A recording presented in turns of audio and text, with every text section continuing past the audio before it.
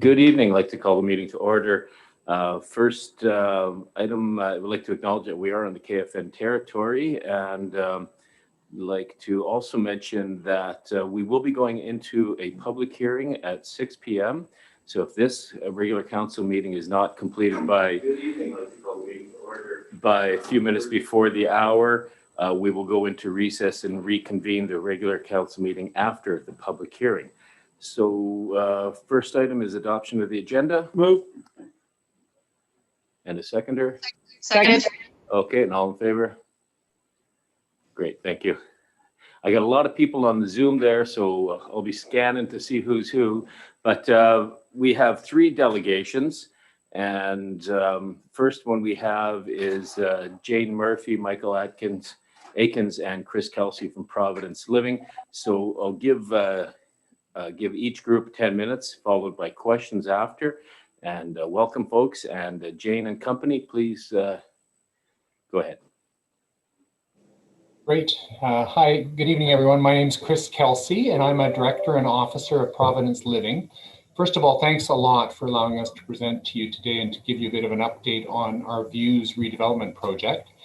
You know, we've really appreciated over the years the great relationship that we've had with the town, both St. Joseph's, the Views, and now Providence Living. And we're really excited to be working with you as we sort of move closer towards developing the entire site, but more specifically, and what we're talking about today is the Views redevelopment. So we've been in Comox for well over 100 years, and we hope that we can continue to serve the town for many more years to come. We really believe that this project will be a major benefit to the town and its residents, and we're super excited about it. So the presenters are listed on this slide, and each of us will be happy to answer questions along the way or at the end of our short presentation. Just double checking that the slide is there. I don't see it on my screen. Does everyone see it? We don't see it here. Do we have Jane? Yeah, I'm here, and it was my understanding that the town has the slides, but I also have them here if you'd like me to pull them up. Yeah, so we'll have you pull them up, Jane. But Okay, okay, I'll carry on. I just need the screen sharing ability.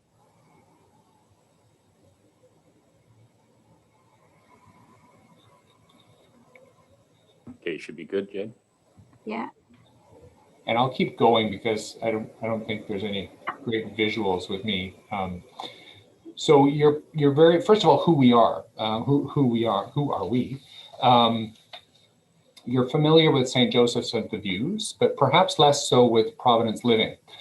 So in 2017, after St. Joseph's transitioned from its acute care role and following an extensive future role planning process, both St. Joseph's and Providence Healthcare came together to create a new society focused totally on reinventing seniors' care. So that was, of course, pre-COVID, but at that time, the shortcomings in seniors' care were pretty evident to us. And that planning process and the subsequent creation of Providence Living has put us in a good and timely position to really revolutionize seniors' care, starting right here over on our site in Comox. We do feel a real deep responsibility to our seniors, and we're honored to be doing this work as a nonprofit organization.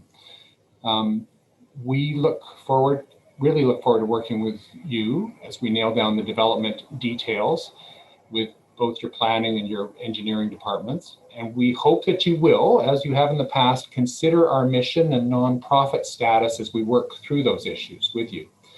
As you can appreciate, there's an urgency with the project because there's a huge need to fill at this stage.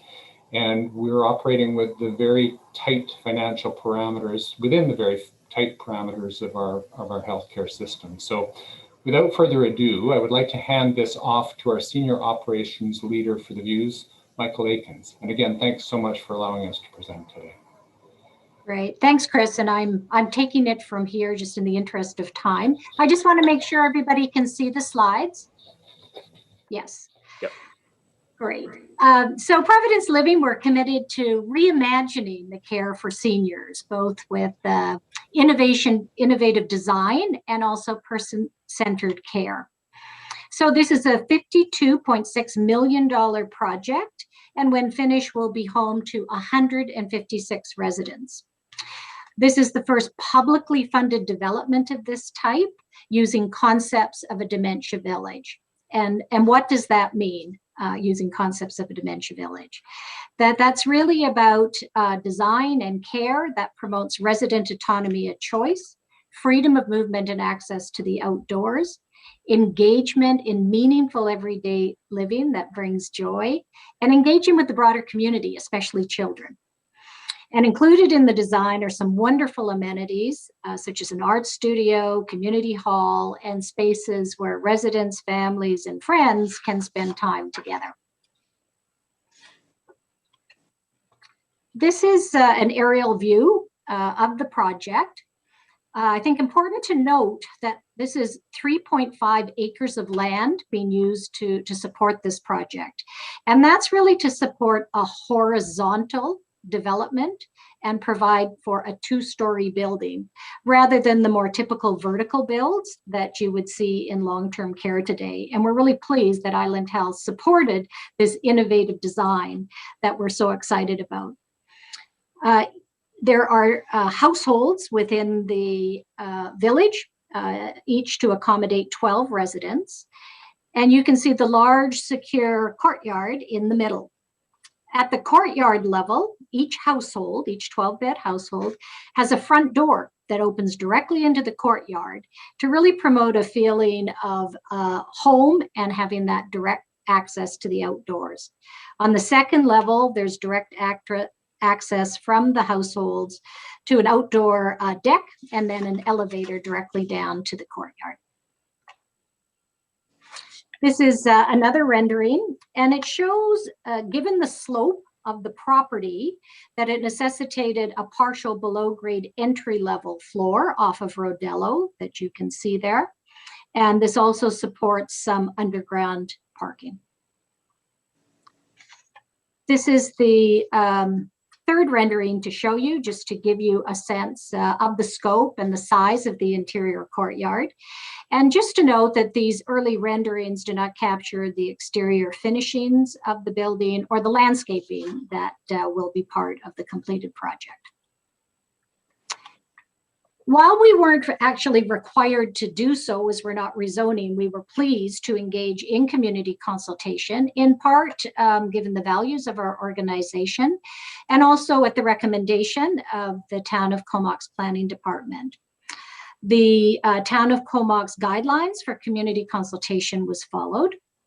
And in both stages of consultation, we received many favorable responses. The majority of responses were favorable. And they indicated a familiarity with this Dementia Village concept and support for the project, spoke to the need for additional services for seniors, and a number of comments related to doing everything possible to fast track the project because of the need. The main issue of concern that emerged relative to the development is the blocking of views, and perhaps related to this, the siting of the building on the northeast corner. The early conceptual plan did contemplate siting on the northwest corner. However, once the project was approved and we completed a geotechnical study that showed significant water table issues in the northwest corner, also along with the slope of the property and how to best situate this horizontal development, and also considerations for the impact on the existing structures that are on site, it was determined that the northeast corner siting was the best to support the success of the project. And we've worked to minimize the impact of the height with a two-story structure that also has a flat roof. Also related to consultation, we've had early discussions with the Chief and Council of the Comox First Nations and have begun discussions with the local Indigenous Health Working Group. Chris talked about the benefit of this project to the community. And it is about an innovation in a very innovative design. And we hope learning from this project, we can share with other communities so that it can be replicated elsewhere. Part of the project is the Children's Daycare Center, and we're thrilled to be partnering with the Comox Valley Children's Daycare Society, who will be the operator of the children's daycare. And as a nonprofit, we're mission driven, and all our funding is directed towards the care of seniors. And this project supports good local jobs with highly competitive wages and benefits. And we're hopeful that our nonprofit status and benefits to the community will be considered with the town of Comox relative to the development process and requests. In the longer term, we envision supporting aging in place campus of care for seniors on this site, offering a range of housing and seniors care services. And through our long history in the Valley, we're committed to responding to the needs of the community, and we're really excited to move forward with this development to offer wonderful and innovative environment for seniors. Our timeline, the green segments are completed. The project was approved about a year ago. We've completed our early functional planning. We've selected key members of the design team, such as the architect and development consultant. We're currently in discussions with the town of Comox relative to subdivision. And then upon completion of that, we'll move forward into detailed design and operations, looking to, in about a year, anticipate groundbreaking with completion of the building in the spring of 2024. As to next steps, we'll continue to engage stakeholders. We're in the process of developing responses to the issues raised in the community consultation, and we'll share those with the individuals that participated in the consultation. We're also continuing to work with key stakeholders, staff, residents, family, continue our discussions with the Comox First Nations and the Indigenous Health Working Group, and very committed to ongoing communication, of course, and consultation with the town, but also communication as we reach construction milestones with our neighbors and the broader community. So I would like to thank you for your time this evening. We appreciate, as Chris said, the ongoing support of the town of Comox that we've had over the years, and in particular for this project to really help further our vision in providing forward-thinking, innovative care for seniors in the Comox Valley. Thank you. Great, thank you very much. Do we have any questions, comments from council? Councillor Swift? Thanks, Jane and Chris, for your presentation. Yeah, a much needed resource in our community, and really exciting to think that we're going to be going ahead with it. What I'm curious about is, I'm assuming you would be moving your residents from the Views into the Dementia Village, is that correct? And if so, is the Dementia Village, are all the people in there, if that was the case, they wouldn't all have dementia. Some of them would just be long-term care. So could you just give me a breakdown on that piece? Yes, thanks, Maureen. The residents that will be cared for at the village, and we're moving away from that term dementia village, partly because I think it leads to this confusion, and also it focuses on a disease process and not the residents and who they are and living their lives. So in the village, the types of residents would be the same as at the Views. The majority do have dementia at the Views, as in all long-term care homes, and the remainder have significant medical frailties or other issues that need 24/7 support and nursing care. Okay, so you wouldn't necessarily have to be determined as having dementia to be a resident there, though. That is correct. You'd need to, the same as it is now, people would be assessed for long-term care. Okay, thank you. Any other questions from council? Councillors McKenna, the McGowan, and Minions. Thanks, Jane, for your presentation, and Chris, thank you so much. So obviously a needed thing in the Comox Valley, and it's just, you know, when I first heard the idea years ago from Jane, I was like, wow, this is just amazing. You know, I've done a lot of research online and, you know, super excited about it. The concern, of course, we're getting from residents is that view that's going to get lost as you enter Comox. And I'm still torn, because when you drive into Comox, that was one of the first things that captured me when I entered the town of Comox, was that view down to the marina, and of course, how St. Joe's fit perfectly on that piece of property. Is there just no way to move that structure back? Or is it incomprehensible to even do it? And maybe, I know the discussion about the water table. Is there anything else that can be done from your engineer's perspectives? The challenge is, certainly siting with water table. The other challenge are the existing buildings. And these existing buildings need to stay intact until the new village is open. In part because there is care being provided to seniors, and that's very much needed. And the acute care building also supplies the utilities, the kitchen is needed for the views, but we're also providing care in the old acute care hospital. So without the ability to move the existing structures, it only leaves the perimeter of the property to work on. And we had a careful look, Pat, and there really isn't any other options except along Comox Avenue to do the build, given that the existing structures remain standing through construction.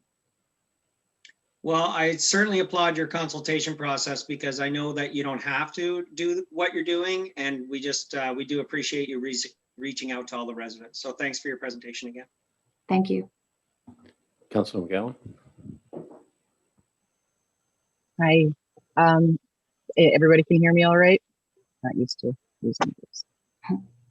Yes, go ahead, please. Thank you. Thank you so much for that presentation. It was wonderful to hear all of the great things that this project could contribute to the very real needs of this community. I see that Providence is a faith-based organization, and I just wanted to clarify for our community that the facility would be LGBTQIA2+, 2S+ inclusive, and wondering if the residents would have the option to access MAID or medical assistance in dying if that was their wish. Sure, thank you.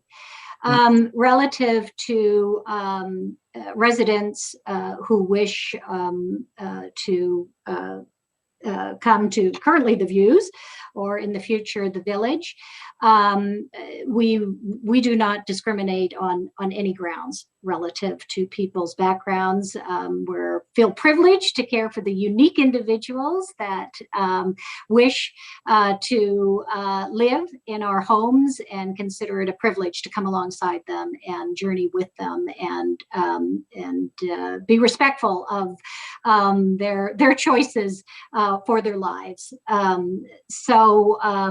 Relative to LGBTQ, certainly make that comment. In regards to MAID, as a faith-based organization, and based on those ethics, that we work with the policies of the province and Island Health, and certainly respectful that residents may choose to consider and choose to have MAID. Assessments can be done on site, and we support that. Based on our ethics, the provision of MAID is provided elsewhere, and we manage that in a very careful and respectful way, working within the policies of Island Health. And we've had a few cases. There aren't too many, but we respectfully work with that, and with the physician, the family, and the resident who wish to have that service, and assure that they can receive it at a site that is able to provide that. Thank you so much. I appreciate it. Okay, thanks. Councilor Minions. Thank you very much. I'm just wondering, on the 32 daycare spots from Comox Valley Childcare, is that in addition to the tutoring and preschool that Inglis is providing now, or will that service come in and replace the current childcare and education that's there currently? Yeah, thanks for that question. The remainder of the site, certainly the 32 space with the Comox Valley Children's Daycare Society is part of this project. What will happen to the rest of the site, including the current tutoring and childcare, will be part of our master site planning that we will start shortly to really determine the rest of the site beyond the village. And certainly part of that process would be discussions with current tenants and looking at community need to determine, what would stay on site and what might change in the future. But that will be part of the master site planning that we will be commencing, we hope, within this year. Thanks, Jane. Okay, thanks. Councillor Swift. Thanks. And Jane, as you know, there have been some concerns about parking and of course street parking. Can you just fill us in a little bit about the underground parking and how many spaces will be provided? And do you see those spaces as being used by staff primarily, or what's the breakdown there? Yeah. So, compared to acute care hospital days, the parking situation currently is certainly much better with the parking that we have, and we're able to accommodate that on site. With the village bill, that there is some parking underground. It's 30 odd spaces available underground based on the number of staff in relationship to the village and potential visitors. At the peak, we imagine that we would need closer to 80. So there will need to continue to be some surface parking to support all the needs. As far as who would park under there, we haven't gotten to that point. Certainly part of our philosophy is, as far as elderly visitors and people that could most benefit from parking the closest would be one of our key principles, of course.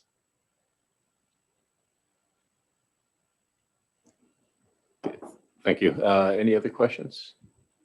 Councillor Bissinger. Yeah, thanks, Chris and Jane, for the presentation. I'm excited about this project. You mentioned 80 staff, perhaps, or maybe 80 visitors and staff, but I guess my question is, we're facing a huge housing crisis, and I know this site is pretty large. Is there any consideration for having staff housing or subsidized housing for, care aides or janitorial staff or whoever else that might be here? I know there's going to be an influx of staffing to care for the village. So I'm assuming, that might be a challenge in order to get staff to move here. There's just a huge issue with housing in the Comox Valley. So I'm wondering sort of what the strategy is for that, and if there is consideration for putting housing on the actual site at some point. Great, thank you. As these are primarily replacement beds, while there will be some new staff, it will not, the majority of staff, of course, will transfer over to the views as well. That being said, this concept of housing on the site, and particularly related to staff, is one we're starting to have some discussion about, and more organizations are looking at models that could accommodate this.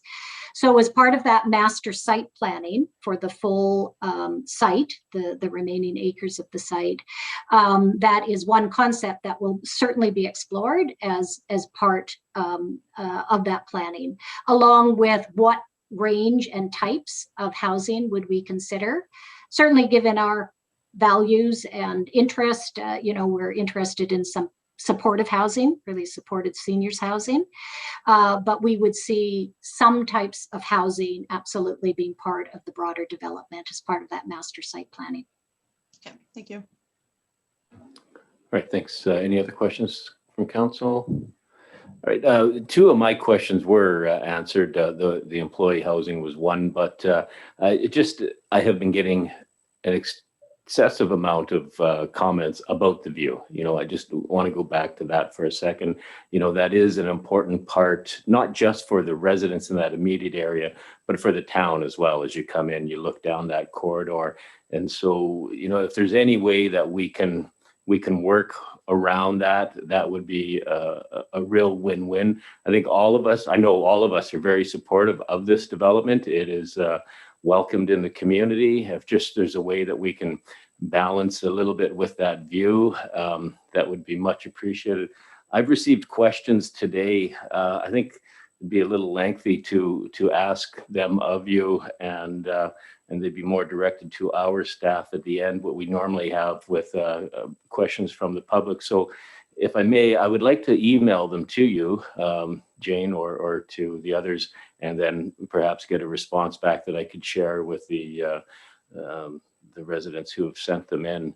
So Certainly. that's Yes, all. absolutely. Okay. Thank you very much. Yeah, a great presentation, and we look forward to hearing from you again. And maybe when we do, that building will be just slid over a little bit to the west. So, okay, thank you. All right, thank you so much. Okay. And we will move on to Jim and Roseanne Lester. And Jim and Roseanne, you have 10 minutes as well, some questions after, so please go ahead. Thank you, Mayor Arnott and members of council. My name is Jim Lister, and for those who don't know me, my wife Roseanne, who's with me, and I have owned our property since our family moved to Comox 17 years ago when I became the minister at St. Peter Anglican Church. I retired in 2018, but continue to serve in that capacity part-time as a priest on Denman Island. In our time in this community, we've been very invested in its welfare. As we looked forward and ahead to my retirement and our children graduating from university, we anticipated that downsizing in some form would be necessary. I've had chronic health limitations for the past 14 years and have been limited in my ability to contribute to the maintenance of our property. So when we noticed that our property was identified in the municipal official community plan, or infill, we saw the opportunity to subdivide, reducing the land that we needed to be maintained while generating income to adapt our home for aging in place. We're trying to be responsible citizens, being good stewards of our town's resources while preparing for our own future. As we put together our application to allow for the infill, we consulted with local professionals, and Hal is with us tonight. We were advised by town planning staff that the process normally took 4 to 6 months to proceed to council consideration stage. As noted, our application submitted in October 2019 asked for a waiver of the requirement for sidewalks, concrete curbs, and gutters. When we were told 17 months ago that the application would be advanced, that it was ready to go to council, we were shocked to find that sidewalks on the complete property were now being required. We were surprised because it was a contradiction of the statement noted in a Town of Comox memo dated January 30th of 2020, which we had been sent in July of that year. A memo that states, neither the 2011 Town of Comox Transportation Plan nor our current 5-year capital plan indicates the introduction of sidewalk or advanced paved width for sidewalk for Stroot Street and Dogwood Avenue. And so we do not recommend, it says, pursuing the installation of sidewalk, curb, or road widening with this proposal. And that was a quotation from that memo. Some additional points that we asked to be considered regarding the application. First, it's the town's OCP itself that identified the historically larger lots along Dogwood and Stewart as being appropriate for infill. The purpose of the town doing this in its OCP was to increase urban density around the downtown core, making the town more sustainable than greenfield subdivisions around the town's edges. We entered into the subdivision process because we thought the town was encouraging us to do so. Second, infill development must be done on a lot-by-lot basis by individual homeowners like ourselves, who are not professional developers. We aren't as sophisticated in this process, nor are our pockets as deep as professional developers who undertake large-scale subdivisions. This isn't a business for us. And further, we aren't people moving in to make a profit off our town. And while the sidewalk connections to downtown might be seen as desirable to some, when the town resurfaced Dogwood a few years ago, They chose not to add sidewalks, concrete curbs, and gutters. Similarly, when the town more recently resurfaced Stewart, they made the same decision. And then when the town subsequently excavated and patched the repaved section of Stewart south of Knoll for utility works, the town chose yet again not to install sidewalks and concrete curb and gutter along that segment of Stewart. Despite that, and there being no other sidewalk sections on either Dogwood, west of Pritchard, or Stewart, north of the golf course, we are being required to install them at our expense. Then having a corner lot, as we are at Dogwood and Stewart, places us at a double disadvantage, given that the town is asking us to upgrade both frontages, even though the new vacant lot fronts solely on Dogwood.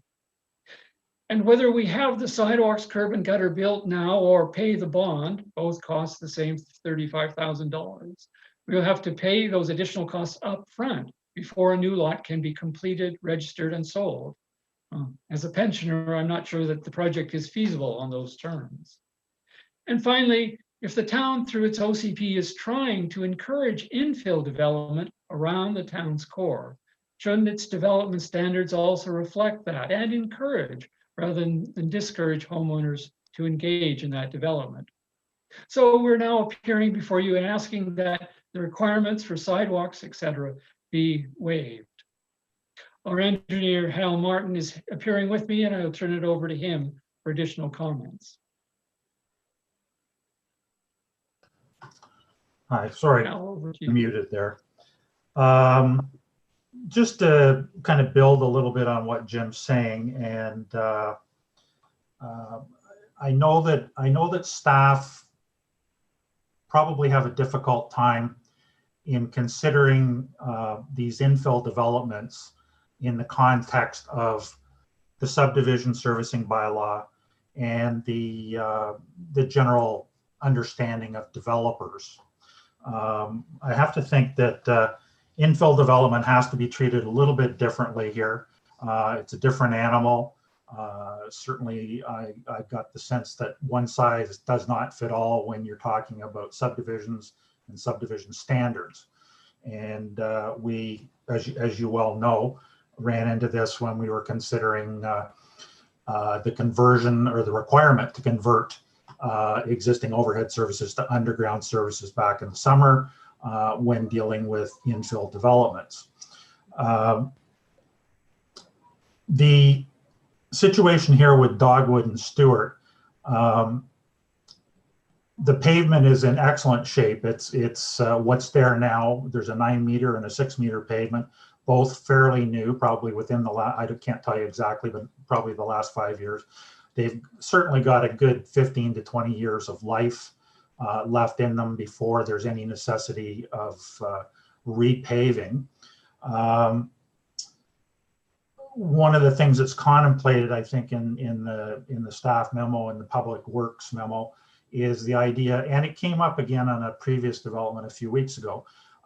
We're trying to retrofit and shoehorn a new and at the present time unofficial local road standard into existing streets in the core. In my mind, it's a bit questionable why we would be trying to apply subdivision standards that are really meant for greenfield developments. That was their original purpose, I think. Larger developments by more professional developers, why we're trying to apply those in these existing core areas where infill development is being encouraged by the town, by the council. If in fact one was to go ahead and actually apply these new standards or even the existing current subdivision standards, we're still talking about probably disrupting and digging up roads, which are quite fine as far as the neighborhood goes at this point, I think. And I think it would change the character of the neighborhood to have these little pieces of curb and gutter and sidewalk installed. This also then, if one goes to the cash in lieu option, it begs the question of when are these things going to be done? I think that there's probably an obligation on the town's part to apply the funds that are being given or could be given by Jim in this case to specifically for sidewalk and curb and gutter in front of his house or in his property. I think there's an obligation by the town to apply it, eventually spend that money in that location. The question is when, and is the town prepared to set up designated funds and hold that money for that period of time, which I would suggest is probably fairly lengthy period of time, given the comments that were originally made by Public Works.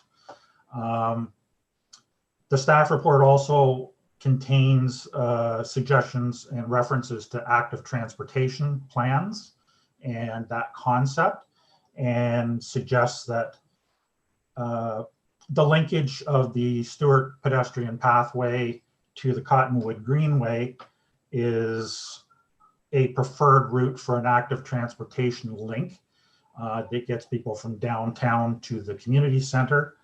I think I would question that a little bit as to the logic of that, but I would also submit that you've got a perfectly good brand new route with sidewalks, I believe, on both sides on Robb Avenue. Al, I'm going to give you about a 30-second warning, okay? And we're going to wrap this up. Yep.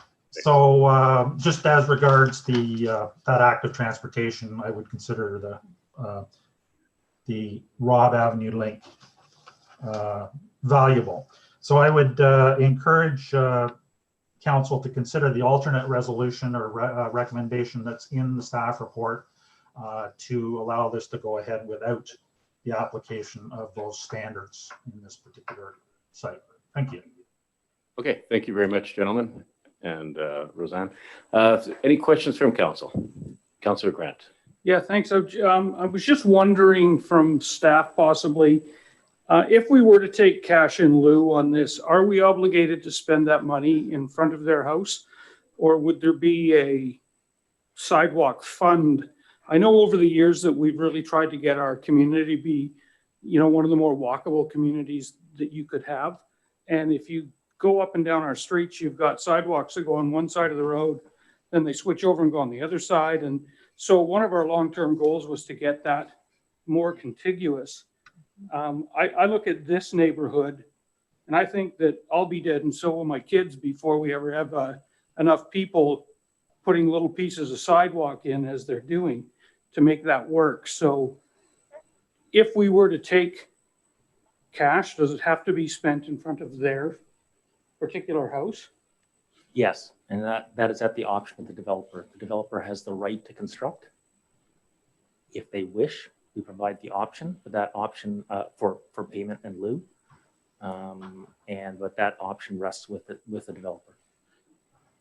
And so if they put that, so we could sit there for 30, 40, 50, 100 years before we actually put that in. Is that correct? Correct. I think that the framework would be if you foresee there's limited development. Well, there's development going on to the north, there's development going on to the south. Really, in cases like that, there comes a point in time that the pressure is for the town to provide it out of their own capital. And whether or not you wish to grant that request, and if you wish to have the developers in the meantime that do develop offset those capital costs. And what is the rationale, I guess, while I've got you, for, because he's got a corner lot, we're making him do both sides? I mean, it seems to me if he's one lot over, he's going to get this for half the cost. I don't see any great value in having a corner lot. As a matter of fact, it might be a bit of a detriment, and yet it's going to cost him twice as much. I mean, it would make more sense if we were going to actually do this to take one piece rather than both. That is an option available to council. I mean, it's no different than when when every corner lot gets built. Anybody who builds a corner lot, the developer is paying for two sets. Okay, thank you. Thanks. Any other questions from council? Seeing none, we will be discussing this a little later. So thank you very much, folks. Thank you. And Kathy Peters, Being Amazing campaign. Thanks for sticking around, Ms. Peters. And you too will have 10 minutes and some questions afterwards. So floor is yours. Great. Thank you very much, Your Worship and councillors, for this opportunity to update you on the issue of human sex trafficking, sexual exploitation, and child sex trafficking for the purpose of prostitution in Canada, BC, and locally. Last March 8th on International Women's Day, I launched the Be Amazing Stop Sexual Exploitation campaign. So here's my bumper sticker, Be Amazing. Here's my button. I have a pamphlet that I've got, and I also have a brand new website, and it's www.beamazingcampaign.org. The teaching videos on page 2 of the website were videotaped by the RCMP. There's one for parents and one for youth. Human sex trafficking and sexual exploitation for the purpose of prostitution is the fastest growing crime in the world, and it is here. So what is human trafficking? It's recruiting, transporting, transferring, receiving, holding, concealing, harboring, or exercising control over a person for the purpose of exploiting them. The key word here is exploitation. This is modern day slavery. So here are some stats. 13 years of age is the average age of recruitment into the sex industry. It's much younger for Indigenous girls. The RCMP report that 70% in the sex industry are under 25 years of age. 54% are Indigenous, severely overrepresented in the sex industry. If you go to the downtown east side, it's more like 80%. And here's the big one, 82% involved in prostitution had childhood sexual abuse and incest, which is preparation for prostitution later on. 72% live with PTSD, that's post-traumatic stress disorder. So trauma needs to be addressed. 95% in prostitution want to leave. It is not a choice. It is not a job. 86% have housing needs. So homelessness makes them vulnerable. 82% need drug rehabilitation. Drugs and the sex industry go together. I've been raising this awareness about sexual exploitation and specifically now child sexual exploitation and trafficking to every city council, MLA, MP, and police agency in BC since a federal law called the Protection of Communities and Exploited Persons Act. And it's really worthwhile knowing the name of this law, PSEPA. It became federal law in 2014. So I raise awareness about this law so that the police would enforce it. They don't enforce it in BC, so that the public would understand it. Public don't even know about it and be able to report it. So the law has 3 parts. Number 1, it targets the demand by targeting the buyer of sex. So the predator, the trafficker, the pimp, the facilitator, the John, the buyer of sex is criminalized. Number 2, it recognizes the seller of sex as a victim, usually female, and is not criminalized. And number 3, there's supposed to be exit strategies put in place to assist the victim out of the sex trade. So we're not doing any of these things very well in BC. This is a radical change in the law, focusing on the source of harm, the buyers of sex and the profiteers. The clear statement from Parliament was that girls and women in Canada are not for sale. So here's the RCMP. They have a campaign called I'm Not for Sale campaign, that women and girls are full human beings with dignity and human rights. So Vancouver and Toronto are global sex tourism hotspots. And this is what's shocking. Canada is now known as a child sex tourism destination. So Vancouver and the Lower Mainland is a port city, an entry point into Canada. Gangs, organized crime, and international crime syndicates are there. Crime follows the money, and human sex trafficking is highly lucrative. Council has received my handouts. Those handouts are a good start to address human trafficking. My website also has a lot of helpful information. The global sex trade is growing very fast.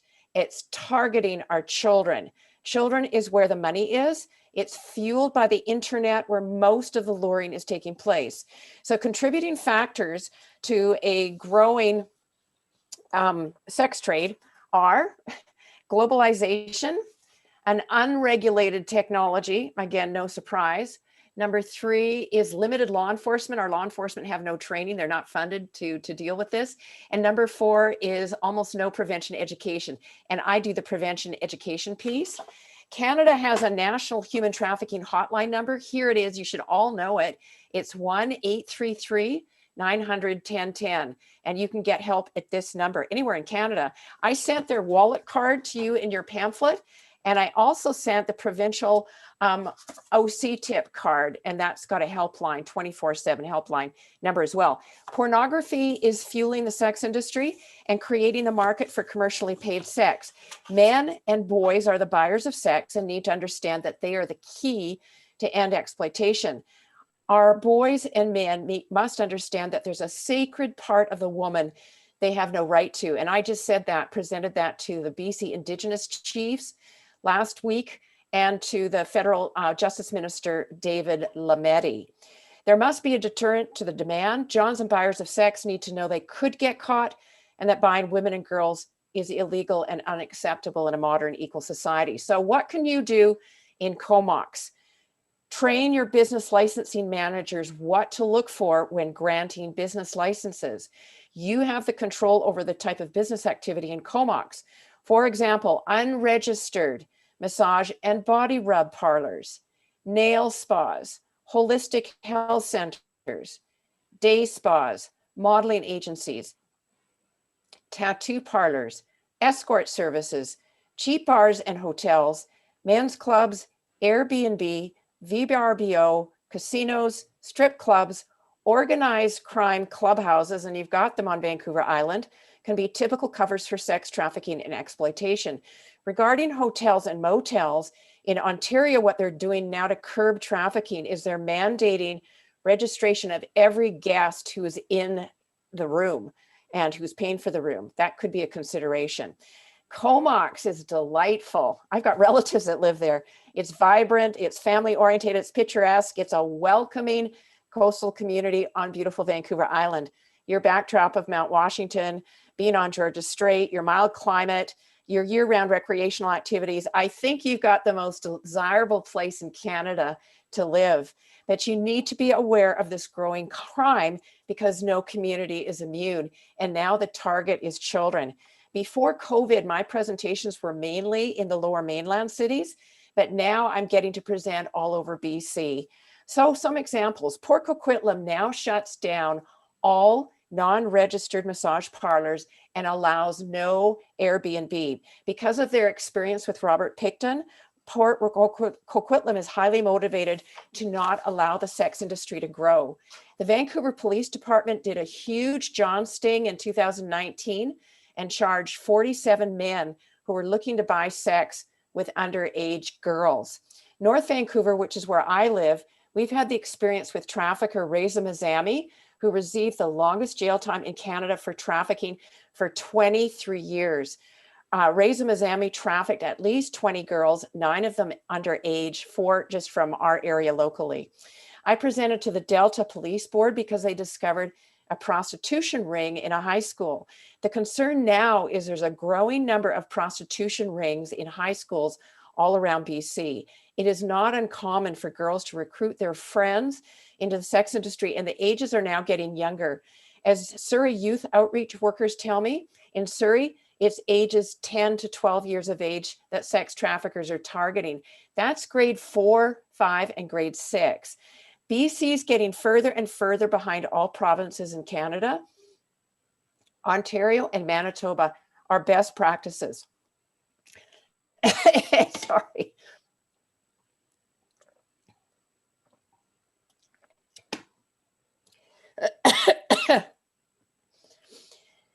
So BC and the Lower Mainland is the best place to buy sex in Canada.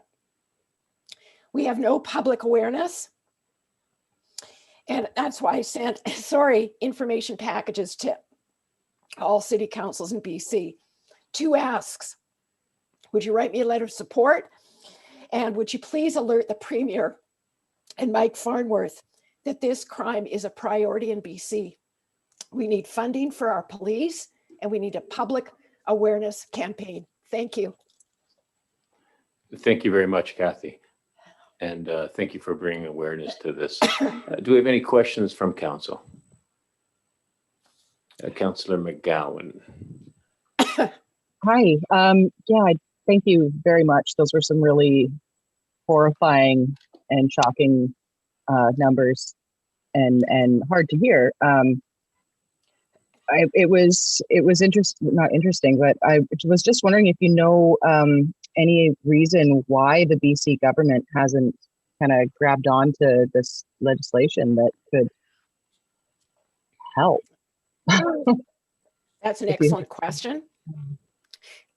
It comes down to politicians. It really is a politicians. The law enforcement want to do something. Their hands have been tied unless they're given the funding and given the mandate to do it. They're not. So we are 30 years behind Ontario and Manitoba, just so you know. That's how bad it is. The second part to that is our sex industry in Vancouver, Victoria, and Nanaimo are very robust. And so they've really monopolized the media narrative. So if you heard the term sex worker, you see, it's not sex work, it's exploitation. So just by the change of language, they've monopolized the media narrative. So the public have bought into the idea that the sex industry is a choice. And for the top 3 to 5%, it is a choice. The high-end escorts, they choose to do this of their own free will. But I speak for the 95% that are voiceless. And I just have to say to you all, the Indigenous are getting wiped out by this. Absolutely wiped out. And they're being targeted aggressively. Okay, thank you very much. Sorry, Councillor McGowan, did you have another question? Oh, no, I was just saying thank you. Thank you for doing what you're doing and for raising awareness. It's an important thing you're doing. Thank you. Yeah.